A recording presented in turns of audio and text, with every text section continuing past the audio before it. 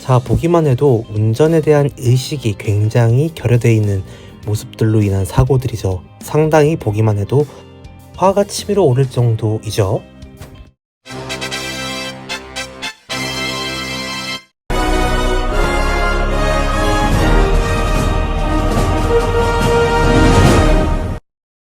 자, 여러분, 이제 진짜 대한민국은 좆됐습니다.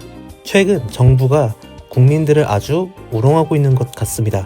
중국인들에게 무비자 입국을 허용한 것도 모자라 별도의 절차 없이 운전까지 허용해주겠다 라는 방안을 경찰청을 통해서 다시 한번 추진하고 있다라는 보도가 나왔죠.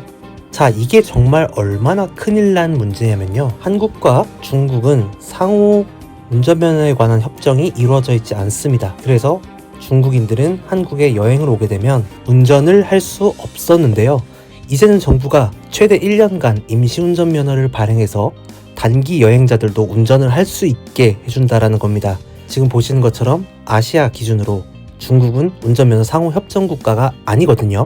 근데 이게 왜 문제냐면요, 최근에 중국 교통사고에 관련된 부분들을 찾아보게 되면 여러 가지 이슈가 있는데, 이 내용들을 보게 되면 대부분이 다 운전에 대한 의식 결여, 그리고 교통사고가 발생했을 때 사람에 대한, 그러니까 인명에 대한 구호라든지 이런 부분에 대한 의식성이 전혀 없는 거예요.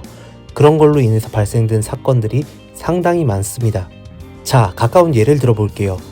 이건 일본의 토요타 렌트카입니다. 실제 일본 현지에서 차량을 빌리기 위해서 외국인들은 면허가 필요한데요, 당연히 자국민인 일본인들은 운전을 할 수 있지만 외국인들은 이 운전을 할 수 있는 경우가 제한이 돼요.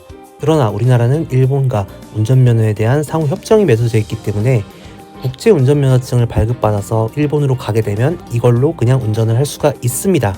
문제는요, 이제 중국인들도 우리나라에서 운전을 할 수가 있다는 겁니다. 이렇게 뭐같이 운전하는 거 우리나라 사람들도 하지 않느냐? 아, 물론 맞습니다. 그 정도나 빈도가 중국보다 덜 하긴 하지만 한국도 있죠.